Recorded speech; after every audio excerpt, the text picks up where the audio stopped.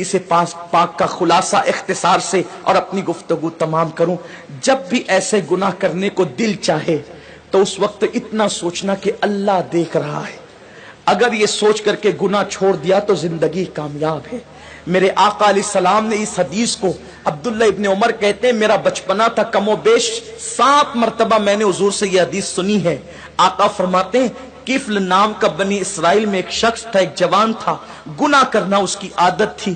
ایک مرتبہ ایک لڑکی کو پیسوں کی ضرورت تھی، محلے میں کسی نے نہیں دیا، سینکڑوں کی ضرورت تھی، اس نے ہزاروں دے دیے.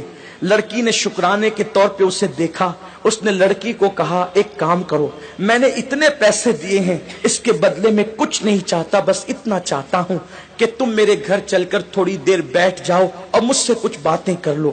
لڑکی چلی گئی، اس نے ساری کھڑکیاں اور دروازے بند کر دیے اور لڑکی کے ساتھ بیٹھ کر باتیں کرنے لگا. جب کھسک کر کے آگے گیا تو لڑکی کے بدن پر کپ کپی طاری ہو گئی، وہ اٹھ کر کھڑی ہو گئی. اس نے پوچھا اے لڑکی تیری مدد کسی نے تو نہیں کی، پھر آخر اس کھڑکی دروازوں کے بند ہونے کے بعد تو کس سے ڈرتی ہے؟ تو لڑکی نے جواب دیا کہ کوئی نہیں دیکھ رہا ہے. کفل تو نے 1000 بار ایسے کام کیے ہوں گے لیکن آج سے پہلے میں نے ایسے کوئی کام نہیں کیا. مجھے ڈر لگتا ہے اگر قیامت میں میرا اللہ مجھ سے پوچھے گا تو نے یہ گناہ کیوں کیا تو میں رب کی بارگاہ میں جواب دینے کی طاقت کہاں سے لاؤں گی؟ میں اللہ کو جواب نہیں دے سکتی، اس لیے میں ڈر رہی ہوں، وہ مجھے دیکھ رہا ہے. کفل نے کہا اگر وہ دیکھ رہا ہے تو تو یہاں سے چلی جا. لڑکی چلی گئی. ادھر لڑکی گھر سے باہر نکلی، ادھر موت کا فرشتہ گھر میں داخل ہوا، کفل کی روح نکالی. اللہ اکبر! یعنی اگر کفل گناہ سے نہ بچتا تو کس حالت میں اس کو موت آتی ذرا سوچیں.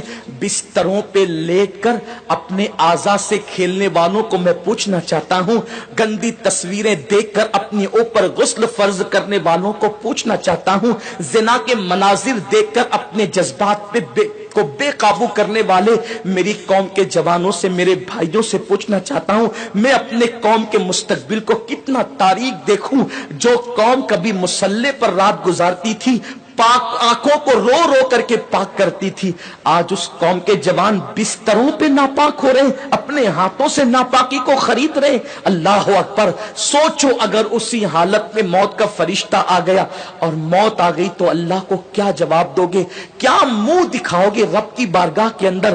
اللہ اکبر! کفل جیسی وہ لڑکی گھر سے باہر نکلی، موت کا فرشتہ آیا، کفل کی روح نکالی اور کفل مر گیا. جنگل کی آگ کی طرح یہ بات پھیل گئی پورے محلے میں، کفل مر گیا مر گیا مر گیا. کچھ عابدان اور زاہدان نے خشک نے باتیں کی، اتنا پاپی تھا، پتہ نہیں اس کا منہ کیسا ہو گیا ہوگا. ایسے میں کسی نے کہا کچھ بھی تھا لیکن کلمہ پڑھنے والا تھا، اس کی میت میں جانا تو پڑے گا. جب لوگ اس کی میت میں گئے تو اس کے گھر پر قدرتی قلم سے لکھا ہوا تھا کہ کفل اللہ سے ڈر کر ایک گناہ سے بچ گیا، اللہ نے اس کی ساری زندگی کے گناہوں کی مغفرت فرما. آؤ ہم بھی سچے دل سے توبہ کر لیں، رب کو منا لیں. زندگی کا کوئی بھروسہ نہیں. اور اتنے بڑے اجتماع میں آئے ہو، میں تو بس اتنا کہتا ہوں یہاں سے جاؤ تو یہ عزم لے کر جاؤ، انشاءاللہ نہ گناہ کریں گے نہ گناہ کرنے دیں گے.